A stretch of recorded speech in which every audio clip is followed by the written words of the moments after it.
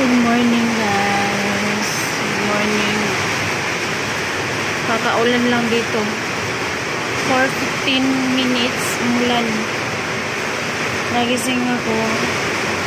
Kasi ang lakas ng ulan. Narinig niyo yung ulan? Ang lakas. Ito dito sa kwarto ko guys, no? So ayan. Wala na siyang tulo dito na side. Actually dati wala naman talaga siyang tulo dito na side.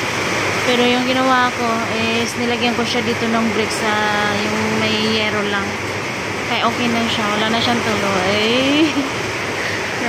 Dito kasi na side, hindi na nila inayos nila uncle. Kasi tinignan naman nila uncle is okay naman dito na side sa kwarto ko. Ayan. Tapos ito naman ay sa living room natin. Dito yung pinakamalakas talaga na agas ng nadaloy ng tubig, no? Pagkaulan, no? Pero good news. ang saya ng morning ko guys dahil ayan, tingnan nyo ba naman hindi na siya umaano guys, wala nang ulan na bumabasok. Ay salamat naman.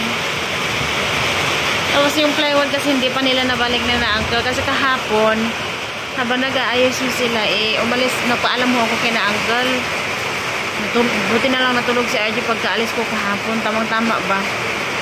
So, nagsabi si uncle na nag-decide ako na bili na lang ako ng Bulkasin. Ano yun? Bulkasin ba yun? Tama ba yun? Bulkasin or Bulkasin? Sa amin kasi sa Bisaya, parang Bulkasin yung tawag. Yung pangdikit ng ano guys ba? Pag may butas yung hiyero. Kasi nakikita ko, hindi naman sila nagsabi sina uncle kahapon. So, nakikita ko kasi na parang dito na set, parang may malaking butas ba. Tapos yung iba naman is maliliit lang yung mga butas. Kaya ginawa ko, bumili na lang talaga ako para diretsohan na yung ano niya. Habang nakikita pa kung saan yung mga butas. Kasi pag hindi natin nilagyan, ano pa din yung butas, ano pa din yung ulan, di ba? Ay guys, sobrang saya ko guys kasi wala na nga ano ng tubig. Ay. Ayan. Tumayo kagad talaga ako ng umulan kasi syempre maghahanda na tayo ng planggana. Mga planggana ng mga ano kung saan yung tutulo na panulit lagyan natin ng planggana. Yun na yun, sobrang lakas ng ulan, no? Pero hindi na siya nag-ano ng tubig. Thank you so much. Masaya ako sobra. Maraming salamat talaga kina uncle.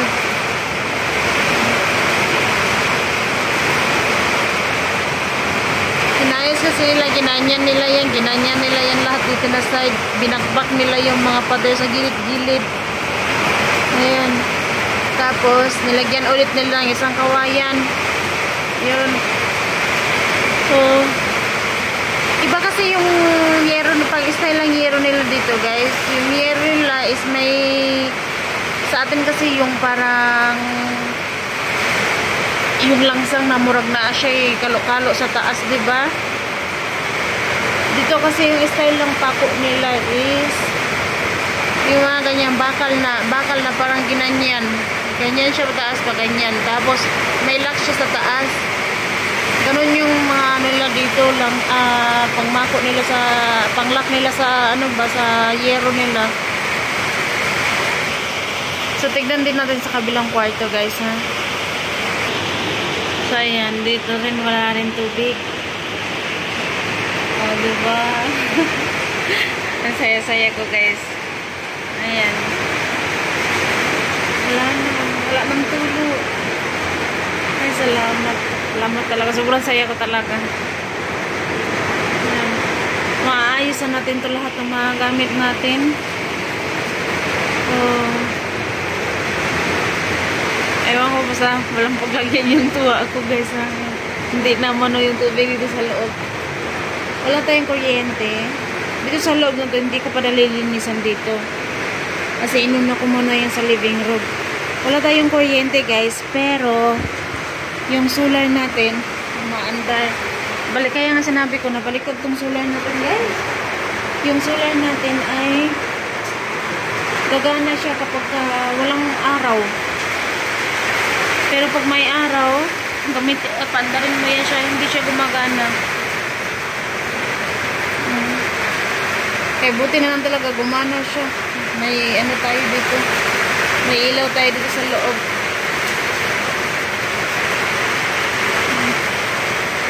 Pero pa umaga na naman na kasi.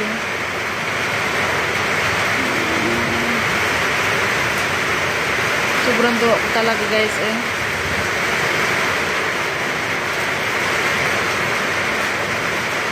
So, babalik naman siguro si na uncle mamaya para ikabit tong plywood. Ayan.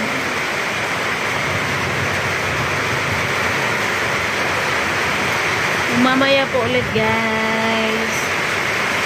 Hey guys, good morning. Alas 9 na guys. Ikaw lang. Ha? Asan ang ulo? Ikaw lang ata dito. Kagabi kasi may ahas na pumasok sa bahay ni na auntie.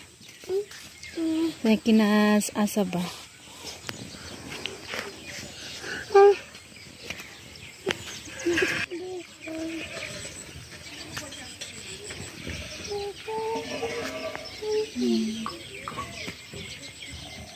Harvestin ko na tong onion.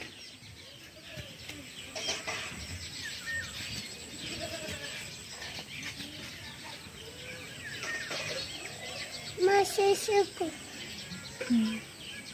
Asama ko. Marami-rami din to guys, eh. Onion. Ang kulitis, marami na tayong harvestin na kulitis. Namiss ko ang kulitis igisa guys ay. Namiss ko siyang gisahin, namiss ko siyang namiss ko magluto ng dal na may halong kulitis. Sobrang bango ng kulitis guys ay.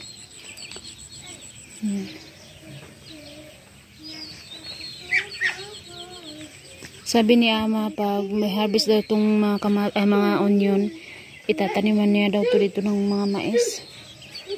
Kaya yung mga gulay namin guys is sa gilid-gilid lang talaga yan. At saka separate lahat yung pagkatanim niya. Kasi syempre sa gitna is puro mga mais yung ano, tinatanim. Sa gilid lang talaga.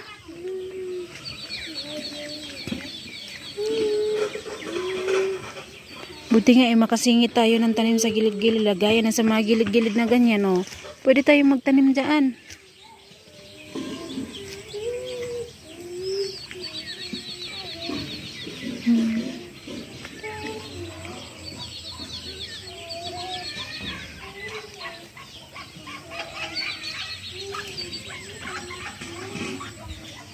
Tignan nyo, ang dami ng anak ng pato.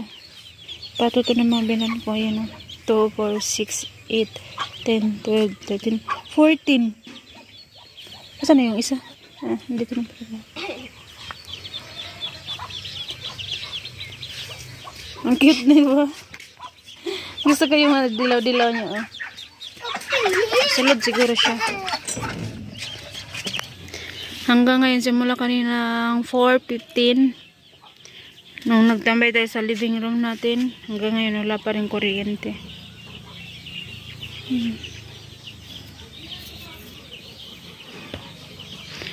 Ang bahay din nila auntie oh, uncle. Tinatakpan nila ng plastic. Dahil nga ano, okay naman siya sa taas. Pero yung tubig pumapasok talaga sa bintana.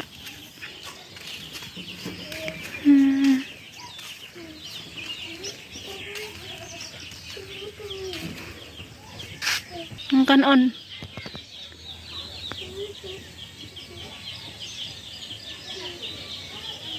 Hey guys, magandang tanghali. Kakatapos ko lang sampay ng mga nilabahan at saka binilad ko rin sa araw yung mga damit na nabasa nung ulan nung nasa malita. Binilad ko na siya. Tapos hindi pa rin dumating sina uncle. Hindi ko alam kung kailan babalik sina uncle para ikabit itong kisame natin. Wala kasi yung isang uncle dito, yung tumawag kasi nung kay uncle na nag-ayos dito, nagtanggal ng plywood, is yung uncle dito. Yung kapitbahay lang namin dito lang, yung blue na bahay. So, wala rin si uncle doon. O, baka, hindi ko alam kung kailan sila babalik. Pero okay lang kahit malit. Kahit malit nilang ikabit ito. At least, okay na yung yero natin. Pero guys, I love niyo ba yun kahapon na bumili ako ng ano no, ng yung pangdikit ng yero na butas, no? Yung, ano tawag dito eh. Basta yan na yun. Bumili ako. Dinikatan ko kahapon pag uwi ko. Kasi pagdating ko dito kahapon, eh, wala na sina uncle. Nang dinikitan ko, okay naman siya. Hindi siya yung, pero hindi naman siya yung gaanong dumikit. Hindi gaya sa atin ba na yung pangdikit niya sa yero na yung sobrang dikit talaga. Dito is yung para lang siyang clay na ganon. So, binili ko, tinuruan naman ako nun kung paano ko siya ilagay. Ano ko daw sila, yung ipagsama ko sila ba. So, nilagay ko yun, tapos pinasama ko, tapos inano ko siya sa yero. So, yun, hinayaan ko na. Nung umulan kayo ng madaling araw, hindi naman siya nagano, wala, okay naman siya. Pero nung paggising ko, nakaiglip ako ulit, no. Nung paggising ko, yung mga liwanag na mga ganyan, lumusot na naman. Sabi ko, natanggal talaga yung ano natin, yung bulkasin ba yun? Natanggal yung bulkasin na yun. So, di ko alam kung papalitan na, aanuhan natin ulit yan, didikitan ko ulit yan mamaya. Pero hindi naman siya, guys, hindi naman tumulo yung tubig dito. Gusto ko lang siya dikitan para sure talaga. So, ayun guys, hanggang dito na lang muna. Magpapahinga muna ako suglit kasi sobrang sakit na yung kamay ko. Mag-aalas 2 na, 1:48 na ng tanghali. So, pahinga muna ako saglit. Sa RJ din nakatulog na din. Tapos mamaya pagising, maglinis na tayo ng ng paligid natin.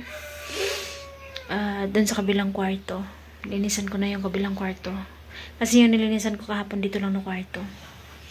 So guys, hanggang dito na lang muna at mamaya po ulit. Bye-bye po everyone. Thank you for watching and please don't skip the ads po. Bye-bye po everyone. Bye!